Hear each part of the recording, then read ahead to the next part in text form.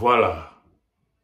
Il y a bien de quoi il y a artiste, styliste, modéliste, créateur. Moye kolipe molakisi. Mwana oya zali mosali pe molobe na yawe nzambe. Yeyo. Lumière Kambolo. Ombondi ya toji. Mokolo malamu na biso banso. Merci. Oizali loba na ngai pona ba abonné na biso. Merci mingi na ba o banso ba s'abonner na Lumière Kambolo TV na o émission Réflexion. Et merci susu na bandeko banso oyo ba pesa kata na bango na énergie pona sala biso ba vidéo pona ko soutenir Evre oyo. Na bino pe ba oyo nana bo s'abonner te, bo s'abonner. Pour causer quelque chose oyo kozala malamu pe na bomo na bino. Na chaîne na biso tolobelaka makambo vie sociale et makambo ya bonzambe. Tolobelaka tout sauf kofinga kitoko. Voilà. Toye lokola momesano nde tolobai ke bonga kito koya kopesa mpesu ya boyebi na o etangami mutuno totuna ki pona verset ya Genèse 22 verset 1 na Jacques 1 verset 13. Totuna ki mutuno ezala contradictoire to te. Yango wana. Alors bandeko ba intervenir na force na assurance ngai ebongai nga pe na poser pe mabanga na ngambe na moni toza déjà na communion na bango. Alors soko po tondisi makambo be na saki moko ezala pe malamu mingi te. Yango na kosenga na bino bandeko na ngai bola na intervention ya bandeko oyo. Nga naza d'accord na bango. Mais nga pe na kokate. Soki oza d'accord na biso te par rapport à biyano oyo bango ba pesi o nga naza d'accord na yango. Pourquoi pas? Tia commentaire non na se. Soki oza d'accord na bango, tia commentaire pe na se. Soki pe oza d'accord na bango te, so mono osala video. Numéro na biso e bomba mite. Sala petit vidéo, tinde la biso, obe comment na commentaire na yo, tokoyeba kotanga yango, pe vidéo na biso tokoyeba kozouve yango, to balance yango. Merci, wana nga na tiki bino, pola na bandeko wana, yoko sala, kitoko, wana tokutani na sujet mususu tokopesa, na ngolu na nzambe. Ya, alors pepe de dire, bonjour, ici le voiture sana butu bonjour. Bonsoir. Nous sommes sur le coup, parce que sur les opportunités, il y a quoi y a kokuta sur na kati na mission sur réflexion. Ya ngo masi ya apomba moko na moko o balanda ka chaîne na biso réflexion. O pe basana no asaboni na tebe ko saboni na kati na chaîne. Na tina ite pona kozoka mo boyebi moke o nzamba so pesa biso. Na tina ite moko na moko a bénéficier na kati na chaîne oyo ya réflexion. Yango masi apomba la peza papa Lumière Kambolo.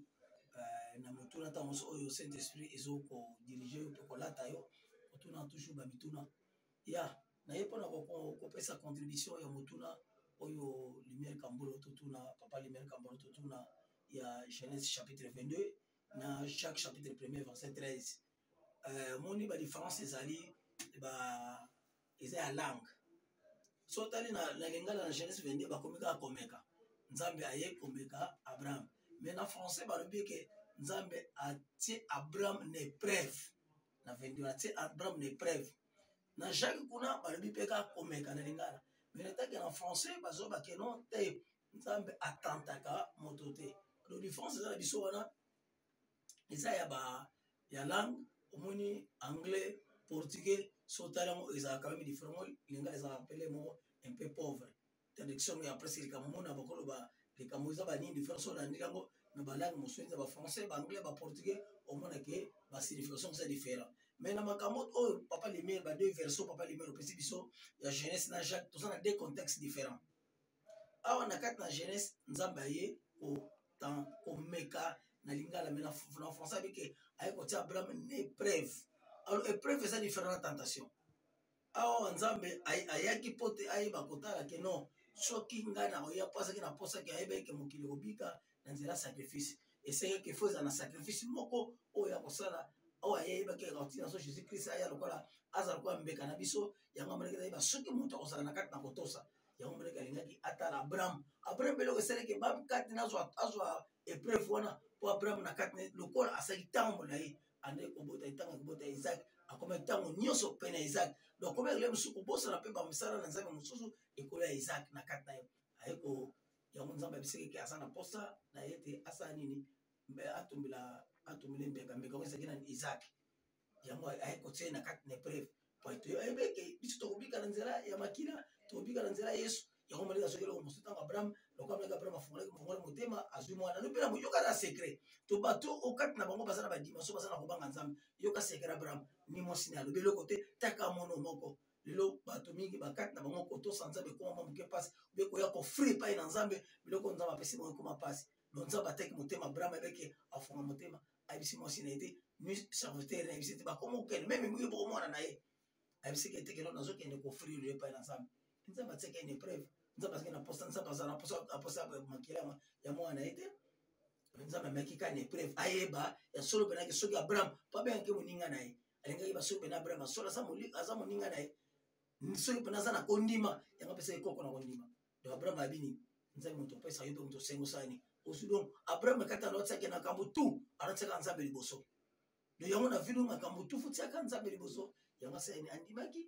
apesa mwana ye akende na kati na épreuve mais nzambe atalaki motema nzambe atiki ye kozwa abini tala mpate ye wana zwa mpate wana okoka kofrire ngai donc mwana amonikaki balongoli na kati na etumbelo bazwi meme basali batie na kati na place donc nzambe yango atiki Abraham na kati na épreuve soki toke na kati na livre ya Jacques 1:13 kuna te babiki nzambe kotoyo na tentation babiki nzambe atantaka moto te tomoni na kati na Job azalaki tenté par diable marke nzambe moto apesaki nzela ayebaki pourquoi azopesa nzela yango alobi te komekama okomekama ekolekaka diva kondima no te nzambe ayebi dimension ya ekondima moko na moko ntongo ateli moto okondima nde ezalaka moke eza mpasi pena batika satan atante o makasi koleka okoka te okwaya satan motaka nde kotante diable atantaka moto satan ayaka kotante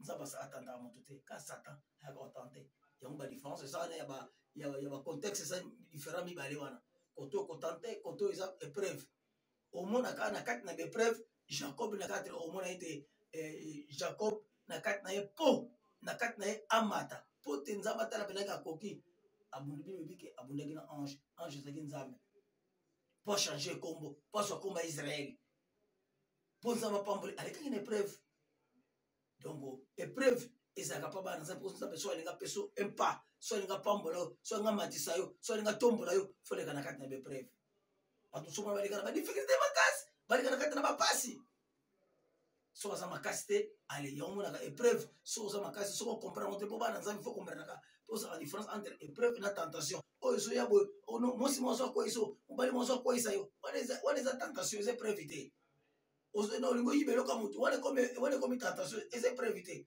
okosi eloko ya moninga oyiba eloko ya moninga wana ekomi tentation eza épreuve te okende na kati na mabe donc satana ye mo na kati ya motema tala na kati na tentation ya ndeni na kati ya mofond du cœur na yo mwa likambo mosusu basala likambo mosusu motema ezoba mosusu kosala te do saint esprit ezopekisa yo wana ekomi tentation donc nzambe azoya kasani azoya kosunga yo na saint esprit oko eza mosungi keno te kosala te saint esprit kosunga kati na tentation wana mais soki pele eza moke nde mona bato bakoyaka na kati ya tentation wana alors épreuve eza eloko mosusu tentation eza eloko mosusu biloko nde tokoki kocomprendre mpenza yango wana ke toza na bade contexte différent donc yango bana nzambe mwa contribution oyo nazalaki nango mpenza mpona kopesa pai na bana nzambe yango wana mpenza toyeba kocomprendre omoni na kati na tentation tomoni satan ekotante jésus christ abisi epenake wi tala na kana judo ntango moto akóma na badimension ya prière bien dimension parole de Dieu les batantation ya makasi so muta bonde na ni penata ki pani mama nzamba tentation ya na mote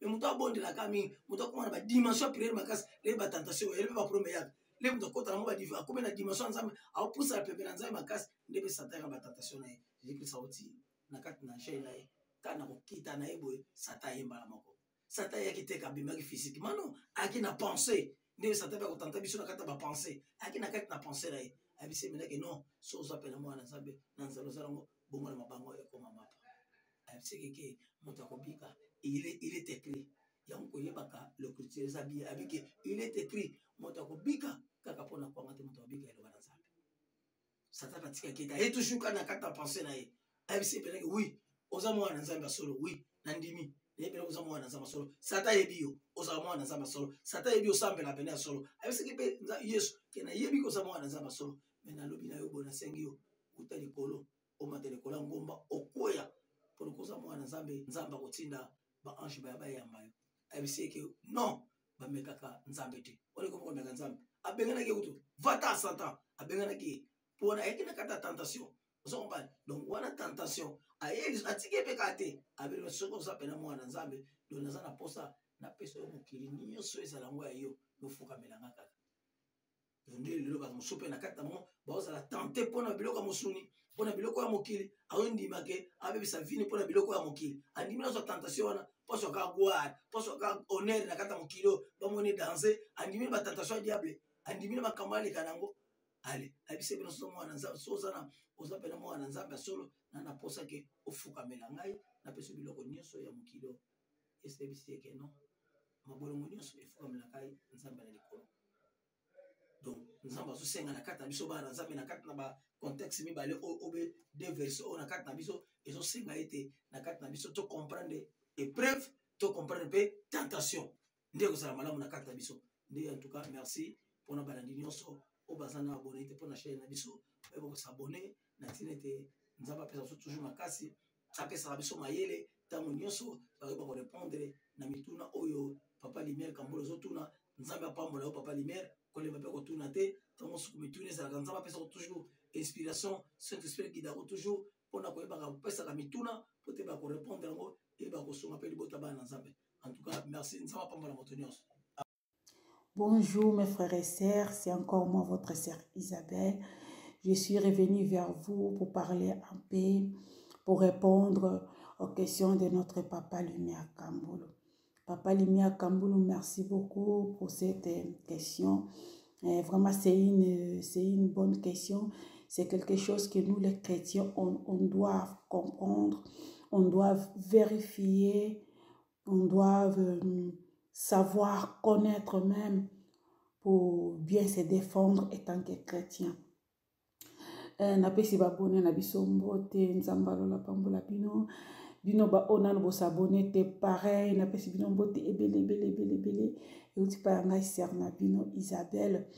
Voilà donc papa Lumière nzambe atantaka mutu te nzambe atiaka bato na épreuve.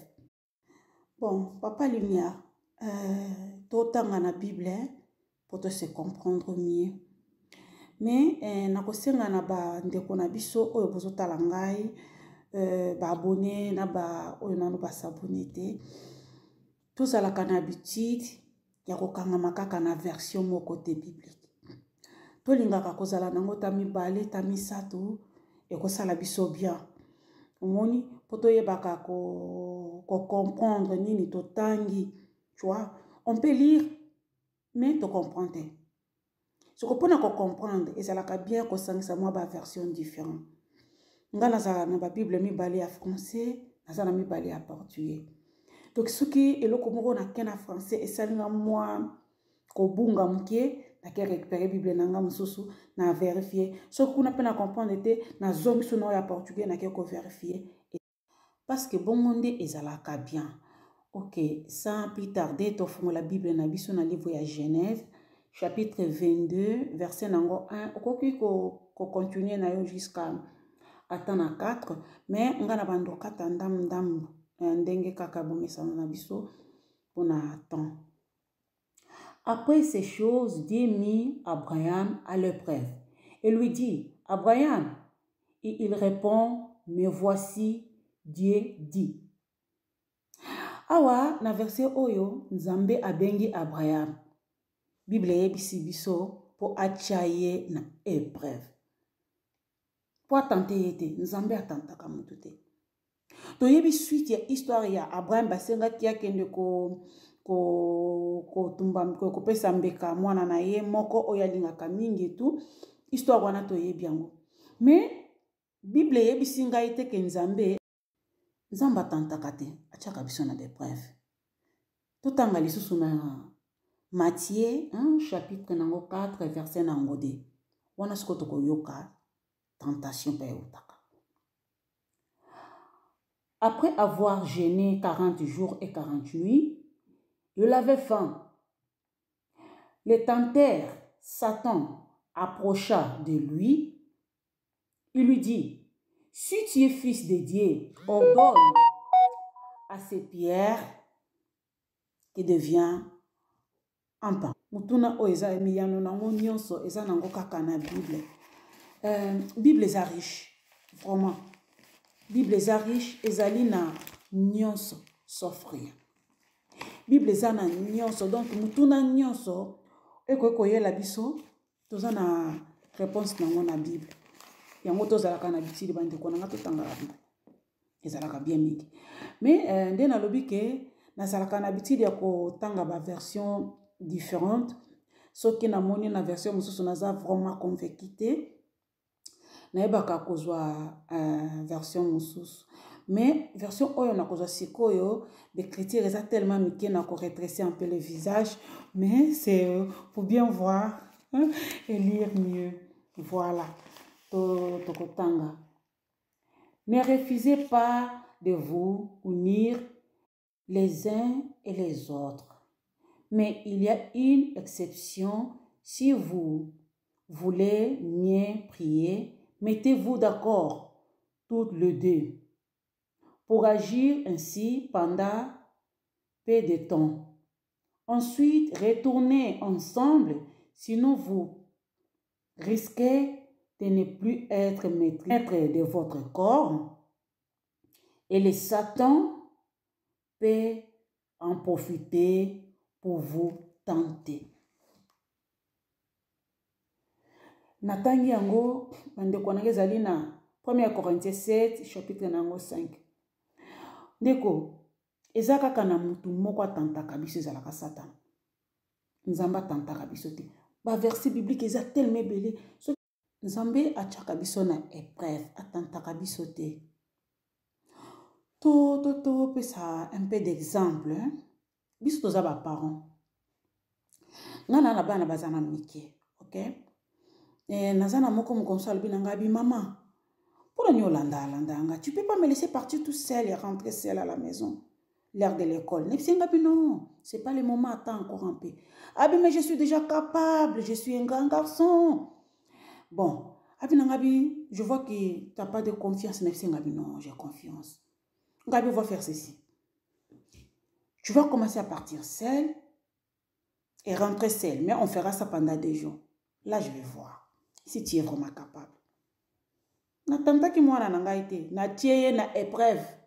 Na yeba, est-ce que asa capable? Oui ou non? Mais étant que maman, nazole kamo mopandi, iya mona te. Oyo kakabo ya komi na miniti mkenga pena ko. Ah maman, o tu ape. Est-ce qu'on l'a dit? Non. Ngapena pimaki kote obona, outi quelque part na pesi ba raison nga, mais nazalaki toujours à côté nazolandela ye natala. Façoni na kokatisa na prince, façoni na komananda. Ah bravo, félicitations, tu es capable. Na tante mwana na ngai te. Na tie na épreuve. Bible yebisi biso kondima na biso bakotiaka yango na moto. Lokola libanga ya talo bakotia yango na moto batala soki ko brûler. Ça veut dire soki brûler c'est pas la peine, eza nango utilité, eza libanga ya talo te. Mais ce qui est résisté, ça veut dire ça va. Donc Nzambe atantaka biso te, atiaka biso na ba épreuve. Papa lumière, Nzambe asala biso grâce, apesa biso occasion un jour toleka kana moto tamu nyonso. tozwaka baépreuve ntango nyonso mais bible eyebisinga tozalaka na esengo. Soyez-vous dans la joie ntango épreuve ezoya, ça veut dire que c'est bon. Po soki épreuve ezoya te sikoyo ntina noni etanke mwana na nzambe baépreuve fo ezalaka oyo kolakisaka ke tozali bana na nzambe, oyo kolakisaka ke avec Dieu on est assuré malgré des épreuves. Satana ayaka na objectif moko kotante pona kaka po akweyisa yo akomema yo na façon nyonso mais objectif na ye posa na eza kaka moko yo kweya. C'est ça l'objectif ya tentation, c'est ça l'objectif ya Satana oyo akumbaka biso pene na tentation pardon. Objectif posa na eza kaka moko yo kweya mais tala siko objectif ya nzambe na ba épreuve ezali poto bimaka toujours ba vainqueur. Ezali ka poto vaincre. Ça veut dire poto zala na témoignage à donner na lekaki awa. Na lekaki koto c'était pas facile du tout mais na longa ki na kombo na Yesu.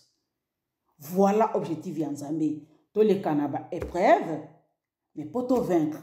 To leka na ba épreuve poto glorifier monene na ye. To leka na ba épreuve pour l'accepter biso qu'il y a personne d'autre que lui qui est capable de faire des choses. Que papa lumière nzambe atantaka biso te to salelaka ba version biblique différente. En plus to utilisaka ba langue différente, ça nous fera du bien. Ce que olbaka neti ozana capacité à koloba ba langue mibale misato otangaka ngo pe moi bien, allez chercher encore, allez revoir ba langue wana ba version wana oko comprendre. Oko comprendre vraiment nzambe aza nzambe ya bolingo, nzambe aza tellement bien. Ya zawana kaka pona kolongisa biso. Nzamba permettre biso to koma na tamoko to lobela concernant be preuve ya nzambe, ba témoignage. Okomona ke papa lumière ke kozala mutu boye ezali kaka ngolu na nzambe e ko umela ezali kaka na nzela ba épreuve. Ozo comprendre. Ya zali kuna kaka pona kolongisa biso na nzela ba épreuve. Nzambe alola apambola biso nyonso, apambola na bandeko bino bozotala biso. Na profiter kopesa mbote epa ya pasteur Guy na Hollande, elongo na mama na bana, na bosani te pasteur Daniel aussi pareil na bana na maman. Na ye kopesa lisusu mbote epa ya diaconesse Ninga Rosa, mama moko nga na benga ka bibliothèque parce que il y a des fois na ba oyo ngai na kokaka ko comprendre te na zonga pa ya batu oyo ke poser lisusu ba question ngabi awe ezalaka ndeni yango bandeko na nga tozalaka na bitidi ya kosangana ka bible oyo koyebisa biso tosangana ka 2 3 4 esaka bien esika oyo ngai na comprendre te esika oyo ngai ezali difficile tolukaka mutu à côté po asunga biso. La fois passée tolobelaki ezalaki na ndeko mo banda kotanga bible manda comprendre tindelaki moto na nzela na ye po expliquer ye po comprendre. Tozalaka na bitidi wana to approchaka na basali na nzambe to approchaka na ba oyo bazo comprendre makomi comme ça koni moko koni mibale pesa moto makasi. La Bible déclare singa moko ezalaka vraiment na efficacité te. Ce que ezali mibale ou bien plus ezalaka vraiment très fort. Voilà. Na sepela ki kozala na bino longo nzambe a pambola bino papa lumière nzambe apesaka intelligence molimo mosanta tondisa yo lisusu na boyebi en fait koya nango ya ebele lisusu esalaka biso plaisir ko luka lisusu ko luka kokota na kati ya profondeur ya nzambe ko luka koyeba lolenge nini asalaka non bande ko nakobisa bino nzamba tantaka te aza tellement bien. Aza tellement bien. Merci beaucoup. Wananga na moni nasuki awa nzamba lola apambola biso nyonso Bible yebisi ngai boye esika bana na nzambe bazali ya kosangana esika wana nde lipamboli ekoyaka. Bandeko tozalaka na bitidi totangaka ezalaka bien. Kaka te soki tolobi 4 mibale kaka na libanda te na ndako na biso aussi. Si on va faire de notre maison une église, quand on parle de l'église, on parle d'un endroit où on prie, où on lit, où on réfléchit. L'endroit là, c'est une église. Ce que surtout bandia on anda kona biso biso. Tout ça la dit église nanda kona biso kozala bien. To koyeba niveau nini zambaza.